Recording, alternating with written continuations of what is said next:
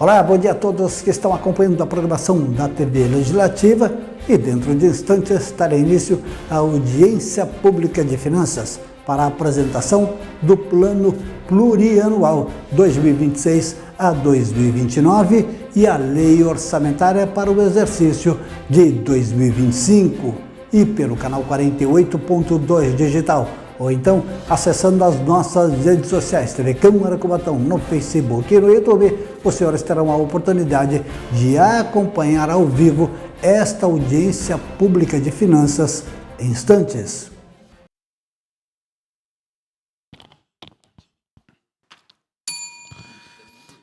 Bom dia a todos.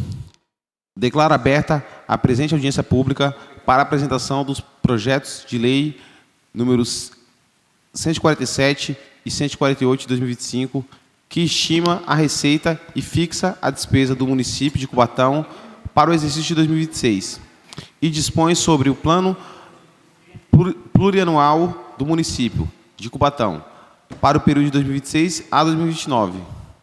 Convido para compor a mesa os vereadores Marcos Roberto Silva, o Tinho, e o Jair Ferreira Lucas, o Jair do Bar, respectivamente, vice-presidente e membro da Comissão Permanente de Finanças e Orçamento. Convido para compor a mesa o senhor Wilney José Fraga, secretário municipal de Planejamento. Dando início aos trabalhos, convido o senhor Wilney José Fraga para expor aos presentes os projetos da Lei Orçamentária Anual para o exercício de 2026 e do Plano Plurianual do período de 2026 a 2029. Bom dia. Bom dia a todos. Gostaria de cumprimentar a Comissão de Finanças e Orçamento aqui, na pessoa do presidente, né? E a todos que estão presentes aqui para nos acompanhar aqui nessa exposição tão importante que a Lei de Responsabilidade Fiscal nos impôs, né? Mas que eu acho que é de extrema, muito salutar que todo mundo possa ter conhecimento, viu, presidente? Aqui nós teríamos a apresentação da LOA e a apresentação do PPA, mas também não só. Nós vamos apresentar uma coisa também que é importante, que é a participação da população através do orçamento participativo, né? E a eleição que foi feita dos 3 projetos escolhidos pela população. O que é o orçamento? Então, aí é o grande instrumento de gestão governamental que traz para todos nós a compreensão do que é que nós estaremos investindo e do quanto nós estaremos gastando nas diversas áreas prioritárias. Todos os recursos que são assegurados e tudo aquilo que é necessário para que a gente possa implementar as políticas públicas que o município necessita.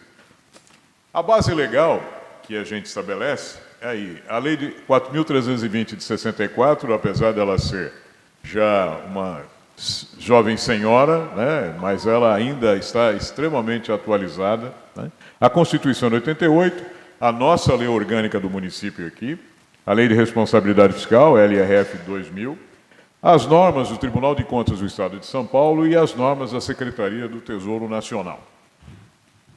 A lei, ela estima aí, e ela tem por finalidade, estimar a receita e fixar a despesa. Eu gosto muito de frisar essa diferença. Receita é previsão, mas a despesa, ela é fixação. A partir do momento em que esta Casa Legislativa definir o quanto vai poder se gastar, nada pode ser feito sem que haja a devida comunicação e a devida mudança na despesa. É composta a lei orçamentária do orçamento fiscal, portanto, todas as secretarias envolvidas, do orçamento da Seguridade Social. O que é Seguridade Social? Saúde, assistência e previdência. E o orçamento de investimento, quer dizer, tudo aquilo que a gente quer colocar para que aumente a capacidade de atendimento do poder público. A vigência dela é sempre anual. Outrora, mais ou menos aí, até meados da década de 80, os orçamentos eram de junho a julho. Como houve uma determinação de mudança, então passou-se a adotar o ano fiscal. Portanto, nós temos de janeiro a dezembro. Esse aqui é o ciclo dos princípios orçamentários que a gente sempre gosta de destacar, e é importante que a gente fale alguma coisa. Então, o orçamento, ele tem o princípio da unidade, ele é um só. A gente citou ali várias composições, então, o orçamento fiscal, seguridade, tudo, mas quando a gente cita, o orçamento é uma única peça, né? Tudo está colocado ali. E aí ele é alicerçado pelo princípio da universalidade, quer dizer, nada que eu possa querer gastar no município ou arrecadar pode estar fora do orçamento. Tudo tem que estar ali contemplado. A anuidade, então, a anualidade, quer dizer, o princípio em que cada orçamento dura um ano. Né? Por isso que algumas secretarias, e a gente vê na presença aqui pessoas maravilhosas e colegas que estão sempre junto conosco, que sabem disso. Quando acaba dezembro, encerra o orçamento. Ah, mas e se sobrar recurso? Ele é findo, né? O orçamento não pode dar continuidade. O princípio da exclusividade, eu só posso fazer aquilo que realmente está lá autorizado. O orçamento bruto é uma coisa um pouquinho mais contábil, só para saber, toda vez que eu compro alguma coisa, eu sempre faço pelo valor bruto. Ou se eu vou fazer um tipo de pagamento de despesa. A folha, por exemplo, eu faço pelo valor bruto e pago o líquido, mas no orçamento entra todo o valor. Princípio do equilíbrio, receita é igual despesa. Eu não posso fazer nenhum orçamento deficitário ou superavitário. Isso não existe. Eu preciso ter realmente o equilíbrio. É lógico que há uma diferença entre a orçamentação e a execução. Aí é que a gente precisa tomar muito cuidado para acompanhar. E lembrando que a lei de responsabilidade fiscal é tolerância zero com relação a déficit orçamentário. Portanto, nenhum centavo a gente pode ter de déficit, né? O princípio da legalidade, eu só posso inserir no orçamento aquilo que lei autoriza. Por isso, um destaque importante, todas as vezes que a gente vai dar subvenção ou auxílio a alguém ou alguma entidade, há uma lei específica que faz isso. A lei de orçamento não tem essa capacidade, é matéria estranha a ela. O princípio da publicidade, um dos momentos é este aqui, a audiência pública que a gente faz para dar publicidade aos atos que faremos. A especificação, eu não posso fazer no orçamento coisas genéricas. Por exemplo, gasto com pessoal. Não é gasto com pessoal, é o que se gasta com pessoal, né? Salário, encargo, tudo isso tem que ser discriminado. Não vinculação da receita, aqui cabe um destaque importante para todos que nos ouvem. A vinculação da receita só é permitido desde que a Constituição assim o permita, né? Por isso que gastos com educação e saúde estão pré-estabelecidos na Constituição Federal. E assim é o que a gente executa. Princípio da clareza, uma coisa bastante óbvia, né? A gente tem que mostrar exatamente o que estará fazendo. O princípio da exatidão não cabe mais ou menos, cabe exatamente aquilo que se pretende. Então, esses são basicamente os princípios orçamentários. O ciclo é infindável, né? Para quem trabalha com orçamento, fala assim, quando a gente consegue acabar uma etapa, começa a respirar e fala assim, não, querido, começa tudo de novo, vamos começar outra vez, vamos dar sequência. Aqui as vigências, as peças orçamentárias, o plano plurianual, a lei de diretrizes orçamentárias e a lei orçamentária anual. Eles determinam as ações, o primeiro planeja, o segundo orienta como é que eu devo fazer e a LOA ele executa. Tá? Então, a gente gosta de montar esse esqueminha aqui justamente para mostrar como é que as políticas públicas e os programas de governo são discriminados. Aqui a compatibilização, então, o PPA vai de 2026 a 29, agora proposto, e aí nós estamos aí na primeira vigência. A LDO já foi aprovada, né, já está em vigor, para 2026 estamos em vias de aprovação para a lei orçamentária anual. O ciclo aqui, então, nós estamos em fase já passamos a fase da elaboração, todas as unidades orçamentárias já fizeram todo o seu trabalho, aí está em fase de aprovação, está aqui nesta Casa Legislativa para apreciação. Depois nós temos o processo de execução e, por fim, uma coisa que é extremamente importante, que é o processo de avaliação, que muitos municípios, às vezes, não levam muito isso em consideração. Mas para que eu possa fazer um bom trabalho no exercício seguinte, eu tenho que avaliar o que eu fiz no exercício anterior e tentar corrigir erros, né? Nós não temos compromissos com erros, nós temos compromissos com acertos. E, para isso, a gente tem que entender o que foi feito de errado para corrigir. Vamos falar um pouquinho, então, como serão as receitas. Essa aqui é a previsão da receita para 2026, que, baseado na orçamentação feita pela Secretaria de Finanças, levando em consideração a evolução do IPCA e a variação de alguns indicadores próprios, como é o caso de arrecadação com royalties de petróleo, que a gente leva em consideração as previsões da Agência Nacional de Petróleo, e alguns outros indicadores que não é simplesmente a aplicação do IPCA. Nós levamos aqui, cada vez que se faz a análise de cada rubrica de receita, é levado em consideração as características de cada uma delas. Qual é o fator mais preponderante do ICMS? Atividade econômica, assim como é o ISS. Portanto, eu tenho que levar em consideração os estudos da atividade econômica para que eu possa fazer uma boa previsão. É claro que eu uso o passado para tentar corrigir o presente e o futuro, e é isso que a gente faz. Os estudos geralmente levam em consideração pelo menos 10 anos de arrecadação. É claro que nós tivemos uma sazonalidade diferente por causa da pandemia, e esse efeito ainda a gente sente, e a gente precisa expurgar esse efeito, tirar esse efeito, para que ele não cause distorções. Então, a receita corrente, que é exatamente a oriunda dos impostos, taxas, contribuições e transferências vindas do governo federal e do governo estadual, montam para 2026 1.965 bilhões. A receita de capital, que também pode ser advinda de outras esferas de governo, mas que para 26 a gente tem uma previsão aí de 17 milhões. Geralmente, o que é receita de capital? Aquela que é oriunda da venda de próprios, a alienação de bens, que a gente fala, ou, eventualmente, um financiamento para investimento. Lembrando que este valor de receita de capital só pode ser usado para despesa de capital, que seria despesas com investimentos. A intra-orçamentária não tem, a receita bruta, aí tem uma dedução. Para aqueles que sabem, que militam na área da educação, sabem muito bem o que é isso. Essa retenção, essa dedução, é a composição da nossa parte do município para com o Fundeb.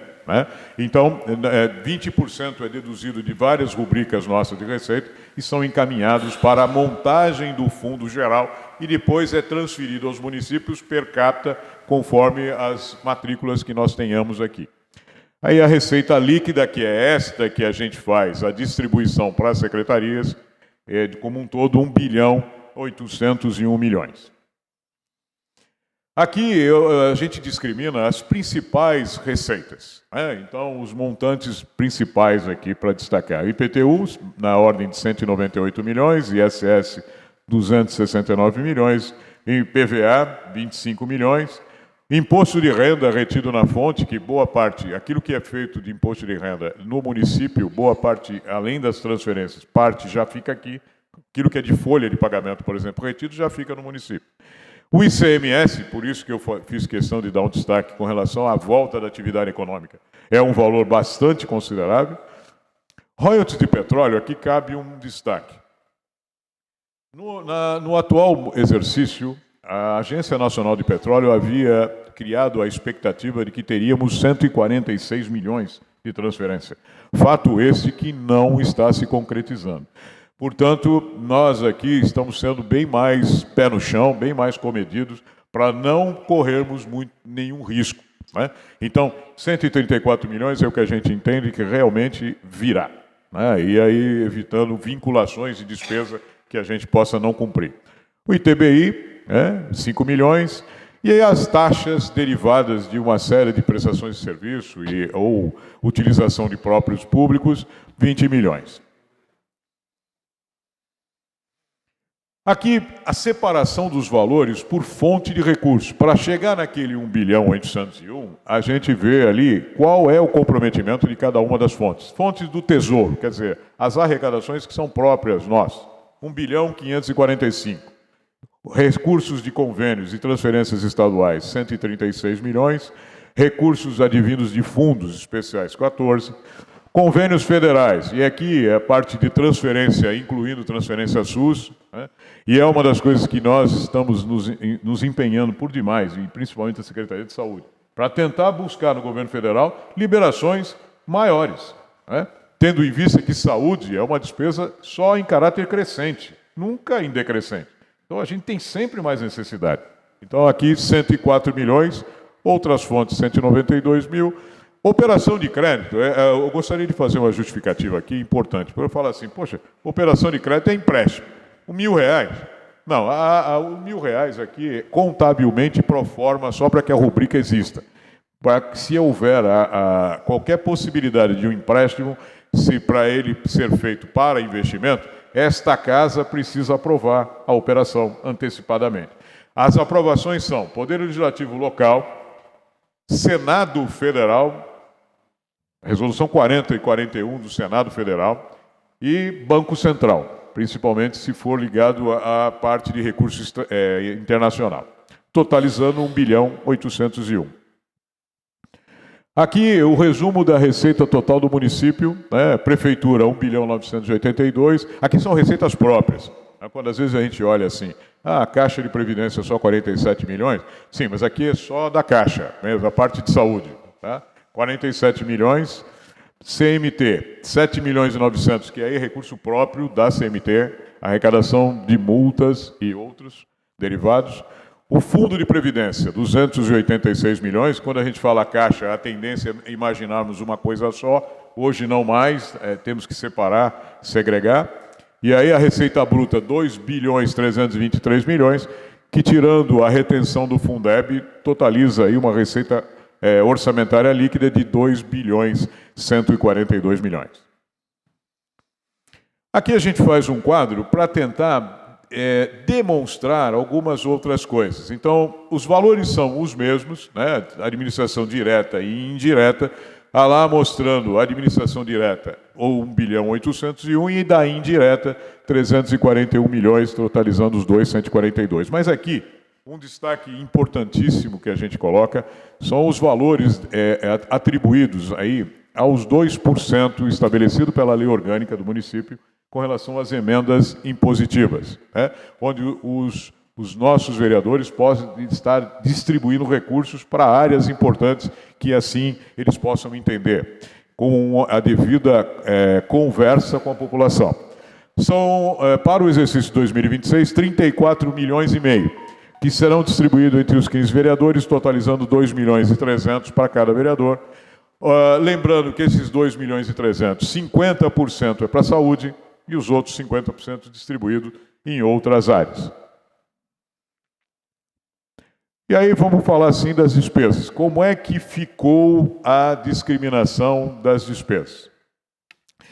Lembrando que aqui, em princípio, receita igual despesa, portanto eu só posso colocar aquilo que a receita me permite. Vale aqui um alerta e um destaque, né? É lógico que todos nós temos na nossa vida a expectativa de poder fazer tudo, né? Mas nós muitas vezes somos limitados pelo quê? Na nossa vida cotidiana e da nossa família, somos limitados pelos nossos ganhos salariais. Eu não consigo gastar mais do que eu ganho, né? Ocasionalmente, as secretarias muitas vezes precisam de muitas demandas, mas precisam ser priorizadas. Nós tivemos uma quantidade de demandas que ultrapassou a possibilidade de receita na ordem de 1.300 bilhões de reais. Quer dizer, teríamos que ter 2 orçamentos para atender tudo aquilo que as secretarias têm expectativa de fazer, né? Nós tivemos que compatibilizar, levando em consideração esse princípio do equilíbrio. Claro, aí, a partir de então, cada secretaria deverá priorizar aquilo que é possível. Tá certo? Aqui a discriminação, então. A despesa orçamentária, vale aqui um destaque importante. Por que a secretaria a qual eu faço a gerência, que é a Secretaria de Planejamento, tem um valor tão significativo, né? 45 milhões de reais? É porque as emendas impositivas, enquanto não são distribuídas, elas estão numa reserva de contingência que fica ali na Secretaria. A partir do momento que os vereadores aprovarem as emendas, será retirada da Secretaria de Planejamento e transferida para as áreas que serão escolhidas pelos vereadores. E aqui vai ter um outro quadro em que vai dar 3 destaques: saúde, educação e finanças. E é importante que a gente faça algumas discriminações. Aqui, educação com 419 milhões e a saúde com 320 milhões. Então, pessoal da Secretaria de Educação que possa estar verificando depois quando tiverem essas aprovações. Aqui ainda pode acontecer um aumento. Saúde, com certeza, terá, pelo menos na ordem aí de mais de 15 milhões, que terão que ser transferidos das emendas impositivas, mas a educação pode ser que receba alguma emenda também, para subir mais. Mas a finanças vai depois aparecer também como um grande destaque, mas eu vou já justificar por quê. Tudo bem? Então, aí 1.435 bilhões na distribuição geral e o valor total ali da despesa geral, incluído Câmara, Fundo de Previdência, CMT e a Caixa, é um total ali previsto de 706 milhões. Por que a Câmara não está aqui? A gente sempre dá um destaque para o Poder Legislativo em separado, apesar de ele ser um órgão ligado ao município de Cubatão. Pode passar. Algumas vinculações. Então, como é que ficaram os percentuais? Em relação à base de cálculo de incidência, né, saúde e educação ficaram com esses valores percentuais, 28,51 e saúde 21,80. Lembrando que, constitucionalmente, educação teria que ser 25 no mínimo e a saúde no mínimo 15. Não há atualidade município que está conseguindo gastar na saúde 15%, gente. Não tem condição. As demandas de saúde são muito grandes. Portanto, naturalmente, os gastos são maiores que os 15% estabelecidos pela Constituição. Gasto com o pessoal, 23,57%. Nós não podemos... Existem uns limitantes aqui bastante complicados da lei fiscal e do Tribunal de Contas do Estado de São Paulo, que fala dos 31,8%, 41,3% e 45%, e 54% é o desastre. Então, a gente não pode chegar nisso. O Cubatão está muito bem equacionado, com possibilidades, inclusive aqui, neste orçamento, leva em consideração o aumento salarial por atualização, né, como manda a Constituição Federal. Aqui é aquele quadro que eu falei que eu ia discriminar as 3, né, ali, ó. Como já falamos, a saúde 320, a educação 419 e finanças. Poxa, mas por que finanças tem um valor tão alto, né? Primeiro, a Secretaria de Finanças cuida de todo o pagamento da dívida, né? E aqui, um valor em particular, só de precatórios judiciais, ações judiciais contra o município de Cubatão, o Tribunal de Justiça ele manda um mapa todo ano de quanto a gente é obrigado a alocar no orçamento. Só para esse ano é mais de 84 milhões. Portanto, desses 160, 84 são com ações judiciais. Portanto, nós não podemos deixar de colocar. Tá certo? Então, aqui estão em percentual todas as discriminações de cada uma das secretarias, totalizando aquele 1.801 bilhões.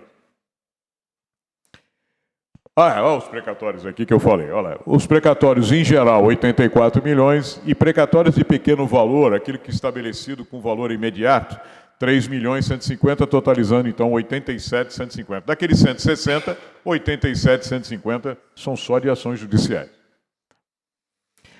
As emendas, então, os 2% que a gente falou, 34.509, 2 milhões e 300 para cada vereador, o total da receita corrente líquida, que é o balizador para estabelecer isso, conforme uma emenda à lei orgânica, ela é feita pela receita corrente líquida apurada no exercício anterior, portanto, no exercício de 2024. É fechada, não é mais a receita corrente líquida prevista.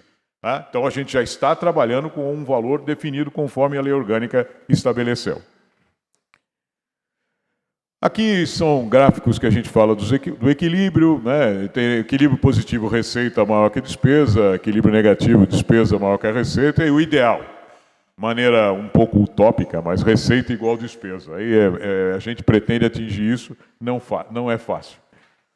Pode seguir, Abraão. Então, nunca podemos correr esse risco, eu faço questão de deixar essa figurinha aqui, para que todas as secretarias e todos os munícipes possam entender, dívida não pode estar pesando mais, senão é um perigo danado.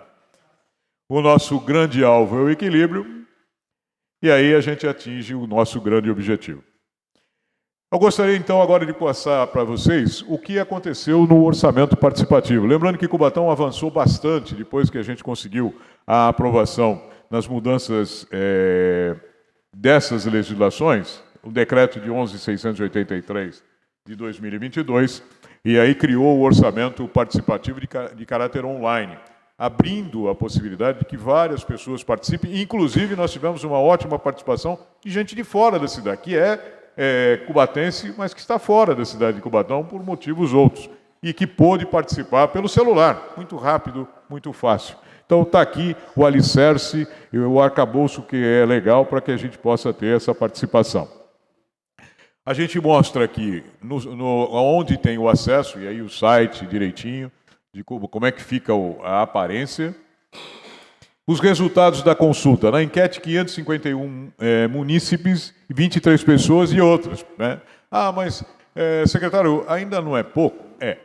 Mas o nosso grande objetivo é correr atrás disso para que várias pessoas participem. Né? Muitos outros municípios que começaram com um orçamento online demoraram para engrenar. As pessoas, às vezes, têm um pouquinho de medo de usar alguns equipamentos eletrônicos, mas nós estamos dando toda a segurança, com bastante instrução para que eles aproveitem. Nós tivemos, em relação ao total de votos, em relação ao orçamento do ano passado, um crescimento aí de 262%, o que significa que muita gente já voltou a participar. Né? Na LDO teve mais gente, a gente ficou um pouco frustrado, viu, vereador Tinho, porque a gente percebeu que na LDO nós tivemos quase 1.000 participantes. Mas cabe um meia-culpa, eu acho, da nossa parte. Nós não demos o devido destaque de dizendo que quem votou na LDO precisava votar de novo na LOA. Né? E talvez as pessoas tenham interpretado que, ao terem votado na LDO, não precisariam votar mais. Já teriam feito. É um meia-culpa que faço publicamente, que já estamos tratando disso. Aqui é o resultado geral que foi feito das consultas. Então, as áreas de atuação, mostrando aí as 3 áreas preponderantes. Então, foi saúde, segurança e educação. Então, as 3 áreas escolhidas, e destas 3 áreas principais, nós solicitamos para que cada uma dessas 3 áreas indicassem 3 ações, 3 programas que pudessem botar e subordinar sob votação da população. E assim foi feito. Então, olha a representação. As 3 áreas, a saúde com 17,36%, a segurança com 13,47%, mais do que a educação, inclusive. Né? Mostrando que a educação sempre é prioritária, mas a população está entendendo que a educação está dando um resultado. Então, ela ainda continua sendo prioritária, mas ela não é prioritária negativamente. Mas a segurança pública, ela tem sido uma demanda frequente, bastante necessário, né? E eu acho que a gente sabe por quê. Né? Alguns episódios que têm acontecido no Brasil como um todo mostram que a população ainda se sente ainda insegura. E aqui mostrando que das ações que foram escolhidas por cada uma da secretaria, o nível de votação. Na Secretaria de Saúde, a ação número 1 teve 51% de votos. Na Secretaria de Educação, 47%. E na Secretaria de Segurança, 52%. E a gente vai falar quais são essas ações. Aqui, a forma que foram feitas as divulgações, a gente tentou abranger o máximo possível para divulgar. Então, o site oficial do município, do orçamento participativo, redes sociais, a gente bombardeou, todo mundo que tinha seus contatos foram passados, a plataforma Gov. Nós tivemos a ajuda do Jornal da Orla e do Jornal A Tribuna, que fizeram destaques com relação a matérias públicas, que foi bastante importante.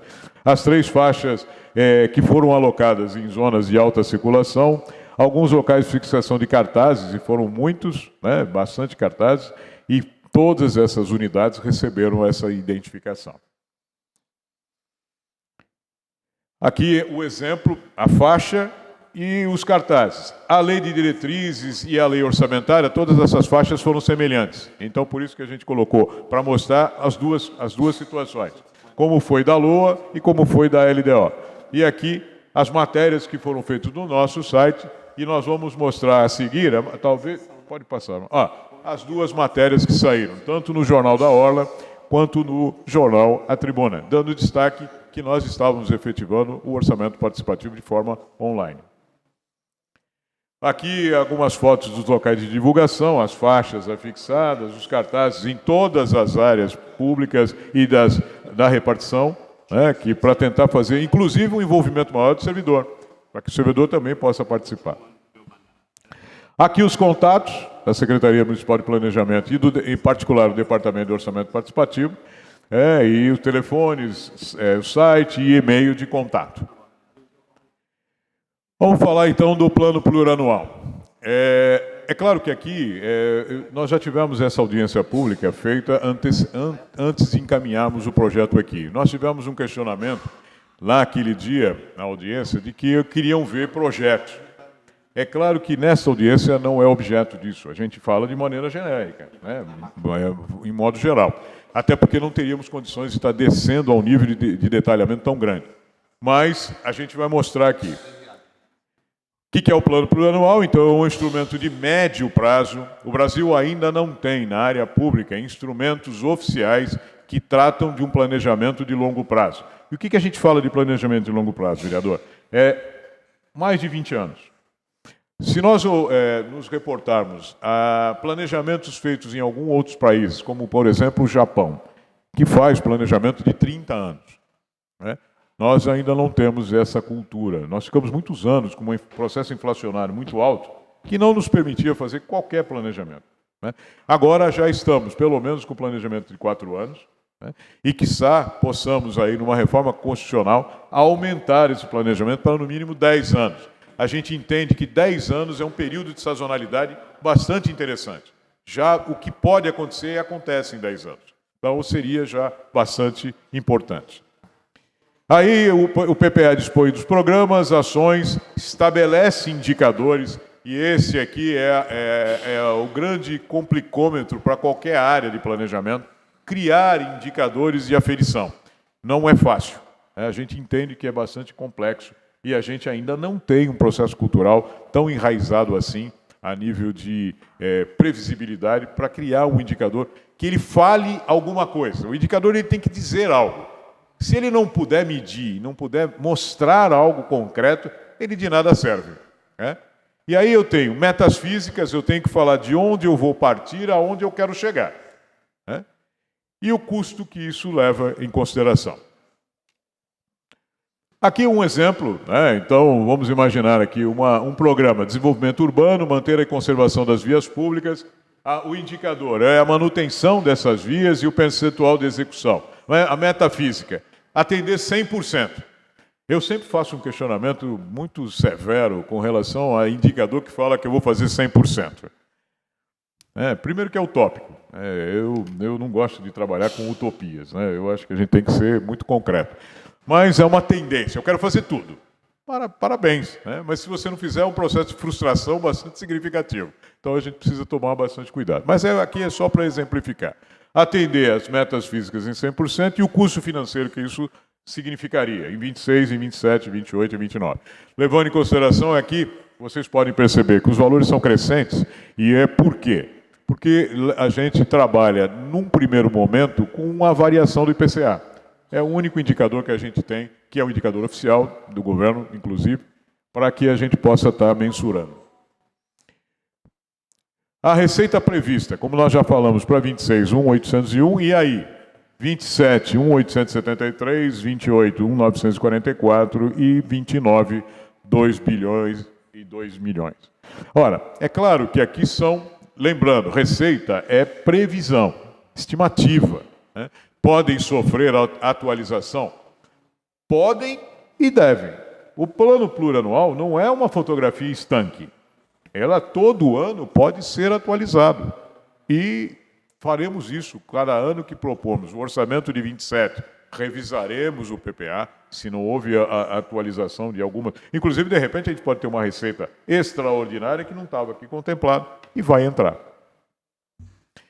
Aqui a discriminação por exercício, por secretaria, né? Então, o crescimento aí das 3 secretarias, levando em consideração que finanças, a gente entende que ainda há um estoque de precatórios bastante significativo, portanto, por isso finanças aparece ainda de uma maneira bastante acentuada. E aí é o crescimento natural e vegetativo da educação e da saúde. O nosso grande objetivo é manter esse equilíbrio e é o que nós tínhamos para apresentar em números, gente. Presidente, vereadores, muito obrigado.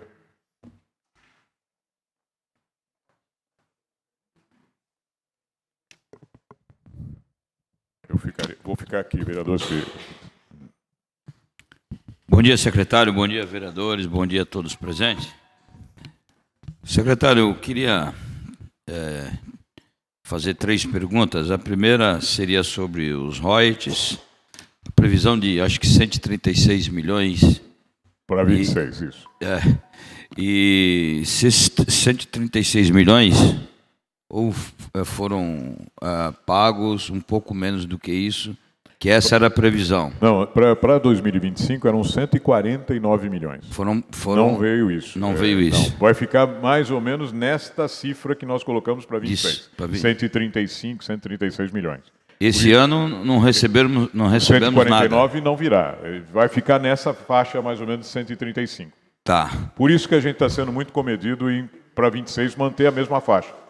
Porque se for depender da Agência Nacional de Petróleo, ela coloca lá uns valores, às vezes, até um pouco acima. E a gente compromete a despesa e não vem, você é obrigado a cortar.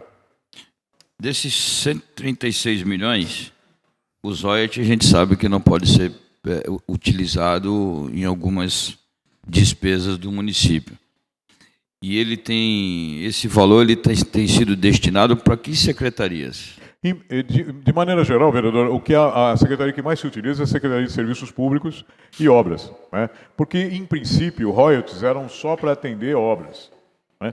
Houve uma alteração na legislação que hoje ela só não permite pagamento de pessoal e pagamento de dívida, à exceção dívida com a União. Se for dívida com a União, pode.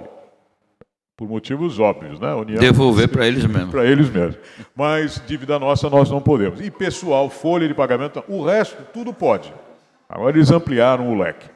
Mas nós damos ênfase bastante na manutenção de vias públicas, a manutenção dos próprios municipais e construções. Então o royalties, de maneira geral, é mais destinado a isso. A outra é sobre o ISS, que é uma preocupação da Receita diminuir. Até por conta das mudanças que foram feitas, está prevista de acontecer para o próximo ano. Mudanças essa que não vem o valor do ISS mais direto para a conta do município, e sim vai para o Estado, e o Estado que faz essa distribuição.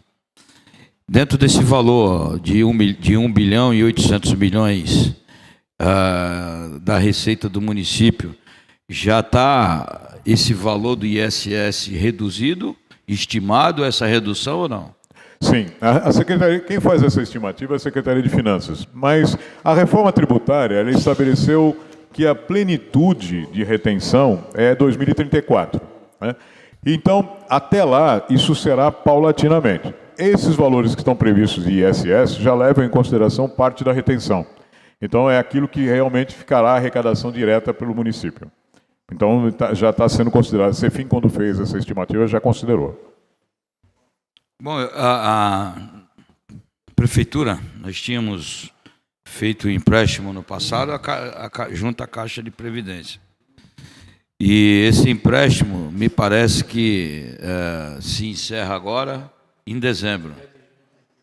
E encerrando isso, automaticamente se diminuirá a receita da Caixa. E hoje nós já temos problema com a Caixa em relação a isso. O que está sendo trabalhado para que a gente consiga aí minimizar essa despesa junto com a Caixa? Em princípio, no orçamento, vereador, a previsão que foi feita é como se o funcionamento se mantivesse como hoje está. Não houve nenhuma alteração. Mas, é claro, os estudos, principalmente pela Secretaria de Governo, que está trabalhando junto com a própria Caixa, porque um destaque que se faz é o seguinte: todas as autogestões têm problemas, né? Porque qual é a forma que uma autogestão se sustenta? É pela contribuição do empregado e a contribuição do empregador.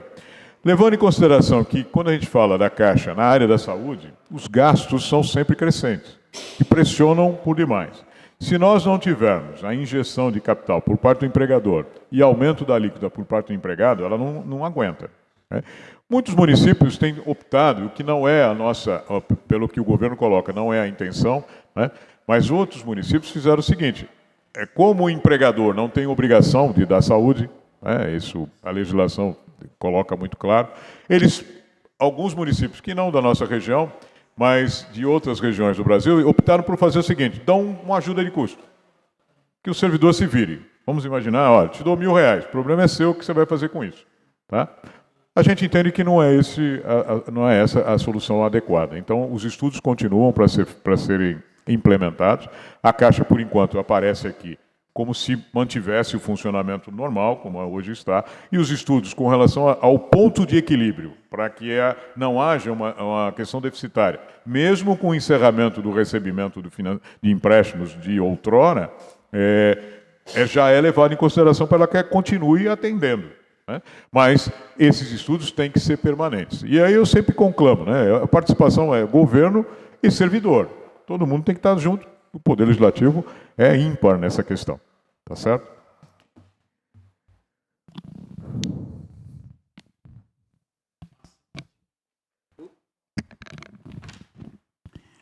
Bom dia a todos. Secretário, eu gostaria de saudar os secretários, os demais vereadores, servidores que aqui estão, que se debruçaram também para que pudesse fazer essa excelente apresentação. Os servidores da casa. Bom dia, bom dia. Secretário, eu queria tirar uma dúvida, que nos últimos anos, a participação do orçamento participativo, a participação popular que a gente fala, tem sido realizado online, as votações. Outrora, essas reuniões que acontecia por regiões, por bairros, né, acontecia e ali saía, que nem você bem explicou aqui, alguns indicadores. Então, o bairro tal, a maior problemática era enchente, o outro bairro era pavimentação, e ali saía os delegados, dentro daquilo lá, saía toda uma comissão para acompanhar o orçamento participativo. Eu queria saber, são duas perguntas em uma. O porquê que não acontece mais este momento presencial? Eu acredito que online foi devido ao Covid, nós saímos no Covid, e aí passou a se tornar online. Só que a nossa maior cobrança que a população nos faz é referente a isso. Eu respondi, eu não lembro, acho que foi mês de agosto, não é isso? Que o prazo que era para responder lá online, e tinha 3 itens, e um falava sobre iluminação, tinha 3 itens. E que é essa outra pergunta, de onde que é tirado esse indicador que teria que ser? Porque no bairro que eu resido, tinha uma demanda, né, que todo mundo reclama, e lá não mencionava. E eu queria entender como que é tirado, porque a população cobra da drenagem do bairro, mas lá não tinha nem dos itens sobre isso. Então, eu queria saber como que é tirado isso e por que hoje não acontece presencial essas reuniões para a população opinar. Então, vereador, na realidade, aliás, bom dia, um prazer estar aqui com o vereador.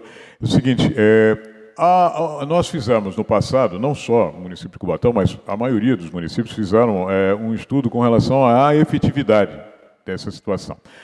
Idos de 1997, eu estive em Porto Alegre, onde era o maior exemplo de sucesso de orçamento participativo que já se teve na história, né? Levou-se 5 anos para se criar um sistema de acompanhamento. 5 anos, só para criar o sistema.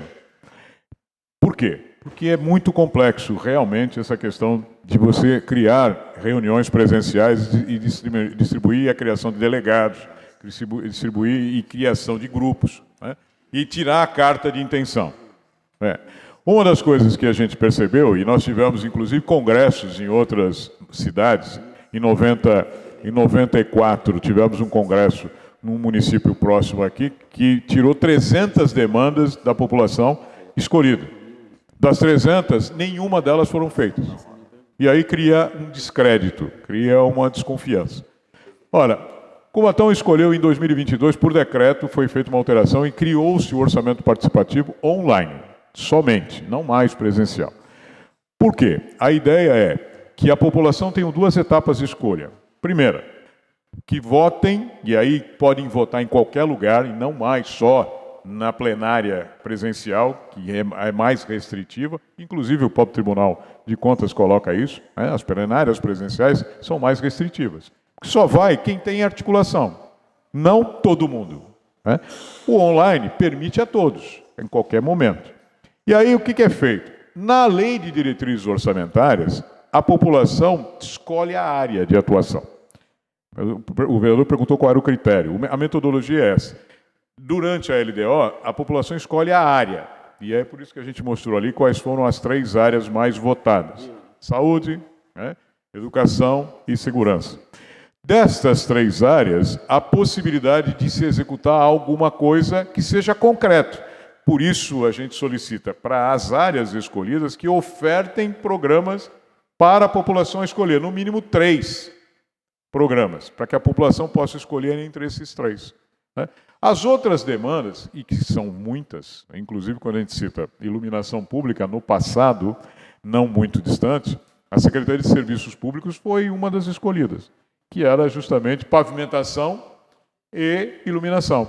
Né? Então, dependendo do momento, aqueles que mais se articulam ou que mais votam, escolhem. Então, a metodologia foi essa. A LDO escolhe as áreas de abrangência, aí cada área escolhida oferta 3 ações, e aí dessas 3 ações a população escolhe cada uma delas. A pergunta, secretária, é porque assim, muitas pessoas, por mais que seja divulgado, e eu vi os meios da divulgação que aqui foi apresentada, eu vi até lá o Zafa, eu entendi que não seria o Zafa, é o UBS, né? No slide estava lá o Zafa, né? Eu acho que é o UBS. São todas as unidades de saúde toda. E o que acontece, o maior questionamento da população é porque havia uma interação maior dessa participação da população referente ao presencial. Então, um exemplo, morava na Vila Natal, era o local Dom Pedro, então todos os moradores iam lá com as suas demandas, apresentava, era votado as demandas, uma vez votadas saía, né, os indicadores, sim. E ali já sairia também os delegados para poder acompanhar o desenrolar da situação. E hoje eu acho a população ela continua nessa solicitação e se existe a possibilidade de voltar a ser. Por quê? Porque é a cultura da cidade de Cubatão, de estar. Hoje você tem uma dificuldade em determinado local de a pessoa ter o acesso, o QR Code. Até um determinado tempo, meu celular não abriu o QR Code, entendeu? Então, a pessoa, tem o link, dentro do link você segue o link lá, mas a pessoa tem essa dificuldade. O presencial, ela vem do jeitinho dela, pega lá na plenária, fala o problema dela, alguém escreve, ou pegava no papelzinho, escrevia, colocava lá. Então, esse é um dos nossos questionamentos, a importância da participação da região, do bairro. E hoje perdeu-se isso, né? Por exemplo, Vale Verde, sempre houve um questionamento que é lá na divisa com São Vicente, e sempre não saía as demandas do Vale Verde, porque se reunia com a Vila Natal, com a Vila Esperança, com aquela região Mário Covas, mas é uma das demandas que a população hoje tem nos cobrado. A mesma coisa é o indicador, porque, que nem eu mencionei, foi apresentado 3 itens que não é a realidade do bairro. A realidade do bairro é a drenagem, por causa das enchentes. Lá, e na hora da votação, aí a população fala, tá, mas e como que vai ficar a drenagem? Entendeu? Então, é essa forma da escolha do indicador que nos deixou também uma dúvida, até para poder passar para a própria população, a população entender como que é feito esse indicador, entendeu? Eu entendi que o senhor me explicou aqui, tá? Mas a população em si, ela não consegue entender isso, né? Uma outra pergunta,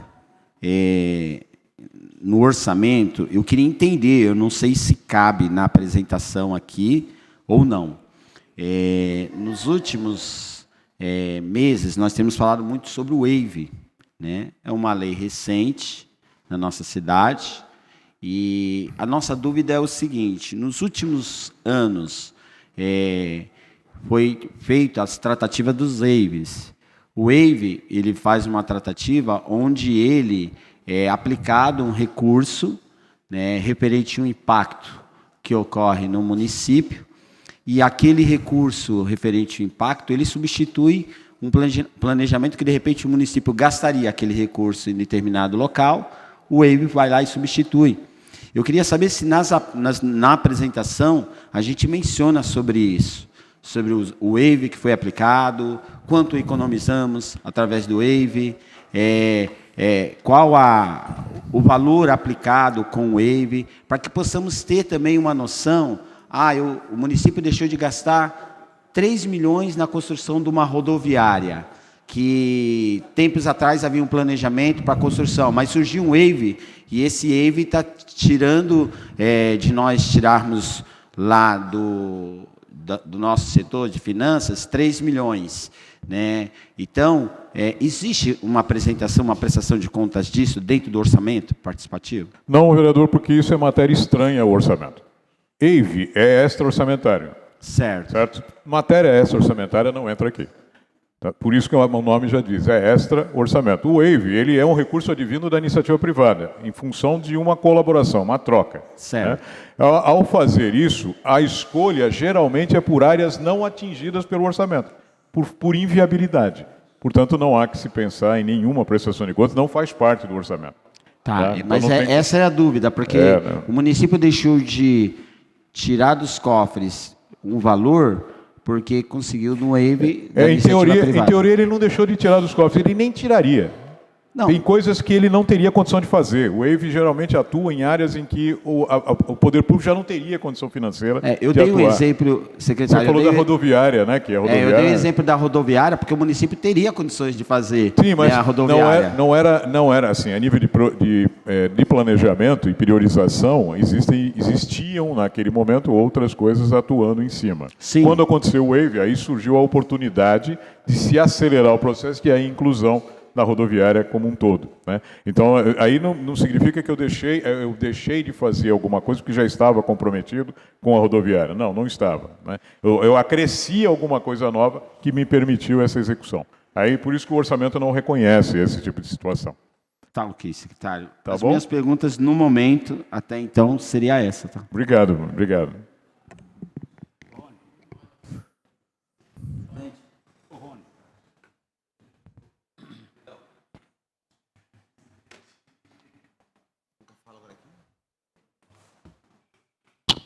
Com a palavra, vereador Guilherme. Bom dia, presidente, nobres vereadores, a todos que estão aqui presentes e quem está nos assistindo, e nobre secretário Wilney. A minha dúvida também, eu não, como eu cheguei aqui, o Marcinho já estava desenvolvendo já a pergunta, era também uma das dúvidas em cima do orçamento participativo.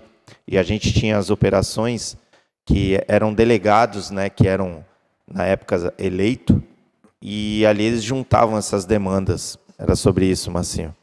E eu lembro que em 2016 foi onde eu participei de uma primeira reunião sobre isso, e alguns pontos foram pontuados, né, de máxima urgência para esses locais. Então, a minha área ali era a área dos Bolsões, Casqueiro, Vila dos Pescadores, Ilha Caraguatá, Rubens Lara, né, toda aquela região. E, dentre elas, eu não vi nenhuma, no caso, sair ali com definição aqui para nós. Eu não sei se à época o senhor já estava né, secretário aqui na cidade, e desde lá surgiu essa dúvida em relação a esses pedidos que a gente votava quando era formado esses delegados. Eu não me recordo o número agora de delegados que existia à época, cada um de cada região, e que foram realmente atendidos. E isso eu sei que era votado, então entraria no orçamento da cidade. O senhor teria essa resposta para nós de algo que saiu concreto, que foi em relação a essas votações que tinham, dessa proximidade com esses delegados que eram eleitos? Porque, eu vou ser sincero, a época eu fui eleito, e até então, depois dali, não se teve nenhuma outra reunião. Deixa eu só colocar... Eu vou fazer um breve histórico. Acho que é até importante para a gente conceituar e colocar mais do que aconteceu a nível de história, né? Idos de 1990, entre 94 e 97, o orçamento participativo se tornou algo bastante discutido. Quando chegou no ano 2000, a Lei de Responsabilidade Fiscal assim o obrigou, não foi mais, era uma coisa facultativa, e aí tornou-se algo obrigatório. O problema foi o seguinte, vou dar um exemplo de 94. Uma cidade muito próxima a nossa aqui, cujo orçamento é o maior da região toda, teve uma demanda de 300 solicitações baseadas no Congresso de Orçamento, com os delegados eleitos, com uma série de situações. Muito bem. Das 300 solicitações, nenhuma foi efetivada. Nenhuma. Estou falando não uma ou outra, não, nenhuma. 300 não efetivadas. Durante a minha apresentação, eu falei de 1997, que eu estive em Porto Alegre, que é o berço do orçamento participativo. Nenhuma cidade no Brasil conseguiu fazer algo tão semelhante àquilo que foi feito em Porto Alegre, em 97. Eles levaram 5 anos para criar um sistema de orçamento participativo, né? E durante um bom período, tudo aquilo que era apurado no Congresso de Orçamento era separado um recurso e tudo era efetivado. Nenhum vereador nem mexia naquilo, não era nem possível mexer. Muito bem, com o passar dos anos, a própria população tinha dificuldades, porque as articulações que se faziam de áreas mais importantes, em matéria de pedido, não de necessidade. Porque cada um tem a sua necessidade. Eu sempre vou lá para falar assim, eu preciso do asfalto na frente da minha casa. Percebe? O que o tribunal e os tribunais, não só o Tribunal de São Paulo, mas os tribunais mais efetivos do Brasil, São Paulo, Rio Grande do Sul, Minas Gerais, Espírito Santo, todos perceberam o seguinte, a demanda geral feita eletronicamente democratiza mais o que se solicita. Por quê? Porque a gente só vai ofertar aquilo que é possível. Não adianta existirem demandas que não têm nem condição de execução. Porque ninguém no orçamento, lá no orçamento participativo, vai verificar a possibilidade técnica de execução. Porque era um pedido, demandas. O indicador que a gente está citando aqui não é um indicador real, é uma solicitação de ação. É um pouquinho diferente, né? Então, quando a gente oferta aqui, hoje em dia, e hoje é só eletrônico, como um decreto estabeleceu a execução eletronicamente, então, aqui, Santos, Cubatão, tudo é eletrônico, não tem mais presencial. Por quê? Porque por recomendação do tribunal mesmo, para democratizar, inclusive, gente de fora da cidade, que é daqui e que quer participar. Tem votado, né? A ideia é ofertar ao orçamento participativo aquilo que é possível executar. Porque, tecnicamente, já foi verificada a viabilidade e tem condição, né? O que não impede que as demandas ainda continuem vindo através das secretarias, mas não efetivamente em cima deste instrumento chamado orçamento participativo, que é algo para ser democraticamente popularizado. Não sei se eu consegui explicar mais ou menos. As dificuldades que existiam antes era assim, o processo de articulação de determinadas áreas era muito mais influente do que outras, que às vezes não tinham voz. Então, era bem exemplo, mais difícil. Pegando uma parte da sua fala, um exemplo, dependendo de bairros que são bem mais populosos, sim, e outros bairros, porque era por região, né? A discussão na época, né, foi por região, então se delegava ali, né, classificava os delegados, votava. Sim, participei. Eu fui delegados faziam, né, eu fui gerente do orçamento participativo em outros municípios que atuavam de forma presencial. Mas o grande problema é o seguinte, independente do adensamento populacional, nem sempre a articulação é a mesma. Às vezes, a influência de um local que tem um adensamento populacional menor, mas cuja articulação no evento é melhor, ganhava aquele. Sim. Percebeu? E aí não era a realidade da necessidade de demanda. Isso era um problema bastante significativo, que os tribunais identificaram, inclusive. Né? E aí o que a gente tem tentado? Democratizar ao máximo, mas o que a gente tem tentado também? Conscientizar para que participem mais. Né? E tem alguns municípios que já estão com demandas assim de 15 mil participantes, 30 mil. São Paulo teve 30 e poucos mil participantes. Ah, mas a cidade de São Paulo é muito grande. Sem dúvida nenhuma. Mas a gente está falando de um contingente bastante significativo, que num congresso jamais teriam 30 mil pessoas. Mesmo que se fizesse as plenárias. Sim. Percebeu? E aí a gente vai falar assim, mas as plenárias representariam a cidade de São Paulo, por exemplo? Não. Não seria possível. Tá? Então é nesse aspecto que a gente até entende que os tribunais têm razão. Então, algo que é votado ali e colocado para entrar no orçamento participativo, necessariamente não é obrigatório você executar. Não, não era.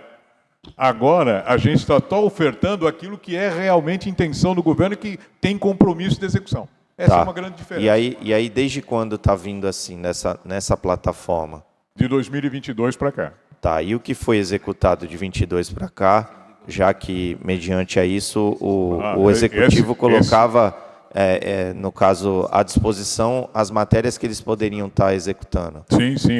A gente oferta, inclusive, o resultado, depois daquelas ações escolhidas, o quanto conseguiu ser executado ou se foi executada na plenitude. A gente oferta isso também.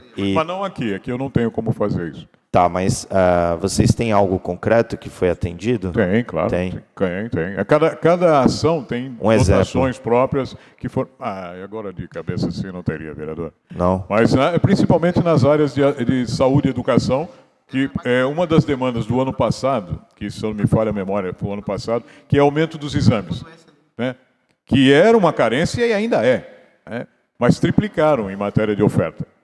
Então, aquilo que se solicitava aumentar, aumentou. Então, é que os exames, na verdade, a gente montou uma comissão aqui, onde o presidiu foi o vereador Marcinho, diminuiu-se, né? A gente identificou que diminuiu, na verdade... Nominalmente ou 50% nominalmente ou proporcionalmente? Os exames, aí eu não sei o contrato, com as UBSs, no caso que é quem colhia, né, e agendava os exames, teve locais que, um exemplo bem prático, que era 50 exames ofertados, caiu para 25. E aí a gente conseguiu perceber que ali começou a acumular muito exame e tinha aí, no caso, exames que, vamos falar assim, ao ver, é simples, né? Acumulados aí uma fila de 900, tinha um BS com mais de 900. Acho que essa é a necessidade e a importância de se mostrar o quanto. Se aquela demanda solicitada não atingiu a plenitude que era prevista, a área envolvida, cabe a ela tentar resolver esse problema. Então, mas a Secretaria de Planejamento, ela intermedia, né? O que me deixa mais intrigado é isso, porque como é que você identificou ano passado isso para cá, sendo que esse orçamento de agora é o plano do ano passado, né? Sim. Da matéria executiva passada, que ele está sendo executado esse ano, ele foi identificado no ano passado. Sendo que lá foi onde teve a redução. Não. Aí é que se posta nominalmente ou realmente. São dois indicadores diferentes. Né? Nominalmente, aquilo que se faz em números e não aquilo que se tem a demanda reprimida. Né? Então, uma diminuição real? Não, no geral, não.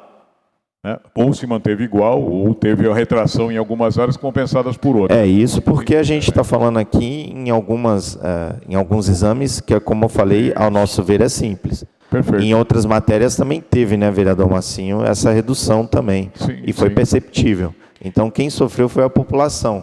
né, Claro. nessa parte, que foi Essa é uma onde demanda, dá o rebote. É uma né? demanda que a gente encaminha exatamente à Secretaria envolvida, que aí, nesse caso, a Secretaria de Saúde. Ela se posiciona exatamente para diagnosticar essa situação. E eu percebi também uma outra matéria que só teve, então, esse fomento, vamos falar assim, em detrimento às execuções das emendas dos vereadores que não retornaram para cá.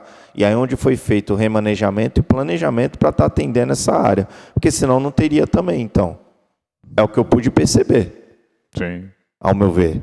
Então, a pasta mesmo não ia conseguir abarcar todo esse valor. E aí é onde a gente vai acarretando numa situação, secretário, que além dos exames, quando você executa e tem o seu resultado, você também tem ali um limite também, no caso, né, de validade do exame, onde encharca, aí você vai precisar de especialista, e aí a gente não vê se a matéria, no caso a pasta, né, que aqui estou citando, a saúde, tem esse corpo para poder atender. Então, ela teve agora, por conta dessa situação do orçamento, né, na parte das emendas que foram modificadas, né, que foram remanejadas para poder estar atendendo essa população. Entende? Então, a matéria no orçamento, a gente sabe, ela é dividida ali por pasta, 15% saúde, 25% educação, assim vai seguindo, mas a gente tem esse tipo de dificuldade, que se caso fosse ocorrer aí sem precisar de mexer em emenda, ia acontecer o quê? Um colapso. Essa população ia continuar sem o atendimento. Né? Se o vereador me permite só uma colocação, Sim. é claro, esse diagnóstico existe, é verdade, mas lembrando que a Constituição estabeleceu um mínimo de 15% para a educação, para a saúde. Muito bem, nós não conseguimos gastar menos que 22%, mesmo com as dificuldades de demanda. Não, correto. E também não quer dizer também que gastando 30 está contente. Né? Então, pode não ser, mas significa gastar 30 é tirar de outra área. Porque o orçamento é um só. Isso. Eu não crio do nada, o éter não existe. Então, o que que acontece? Se eu tenho que gastar mais, porque a demanda é mais aqui, houve épocas, e principalmente ao final da década de 80, início da década de 90, que os técnicos em orçamento diziam o seguinte: os gastos principais da área pública são pessoal, saúde e educação. Acabou, não tem que ter mais nada. Ah, não tem que ter cultura, turismo? Não, porque isso não é prioridade para a população. Então, os recursos, eles são limitados.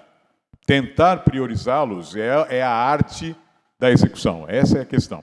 Então, existe essa demanda, tanto que nós estamos gastando aqui, na previsão, no mínimo 22% já. Nem 15% já não se fala há muito tempo. Existem municípios que estão gastando 30%.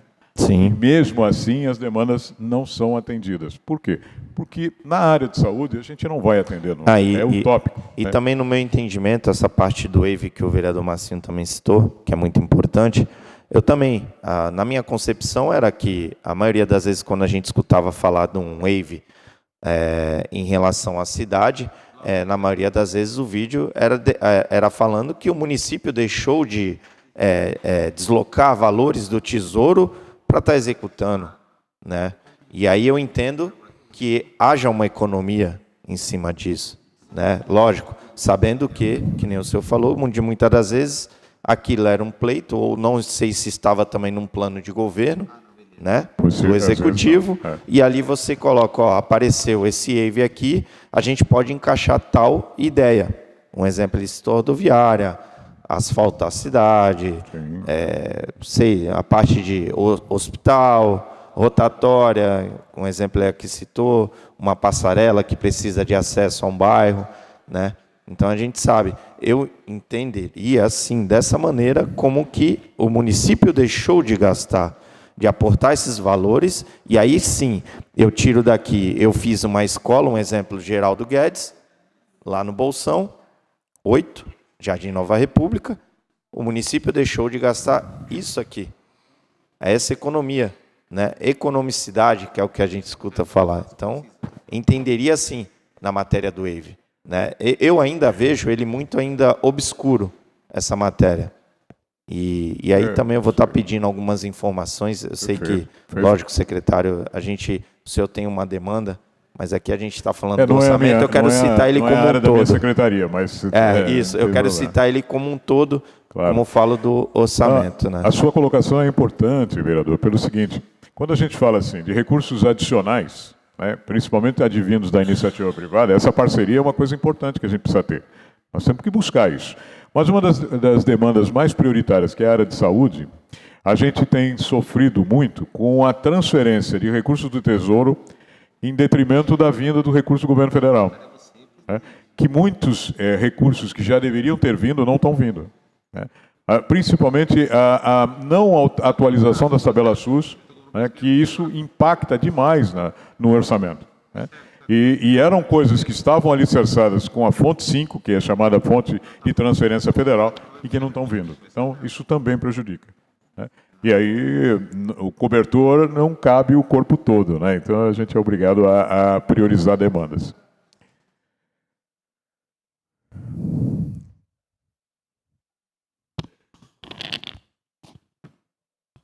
Mais alguém deseja fazer uso da palavra?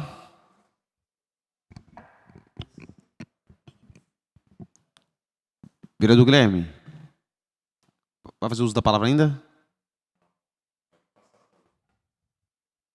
Mais um vereador? Então,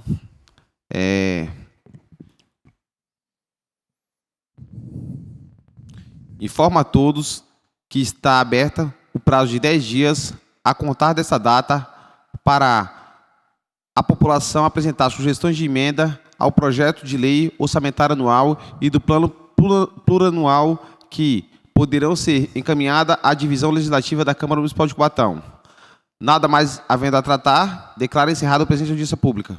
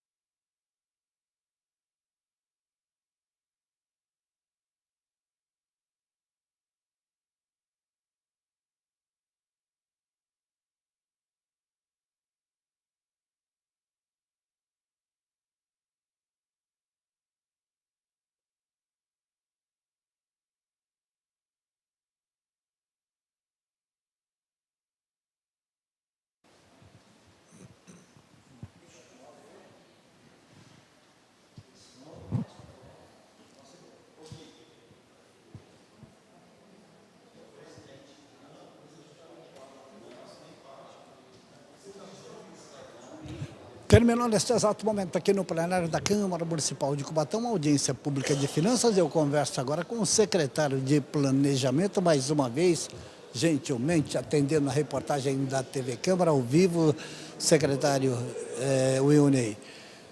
Mais uma audiência pública, nós já estamos chegando ao final do ano, enfim, receitas e despesas. Este equilíbrio da balança é extremamente fundamental, né?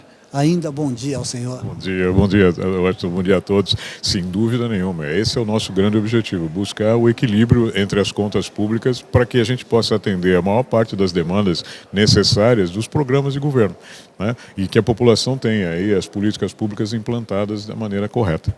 Agora, secretário, até para explicar ao telespectador, plano plurianual e a lei orçamentária para 2026. A diferença, por favor. O plano plurianual, Washington, ele é um planejamento de médio prazo. Ele incorpora 4 anos. Então, será 26, 27, 28, 29. A lei orçamentária anual, como o nome diz, é só de 1 ano.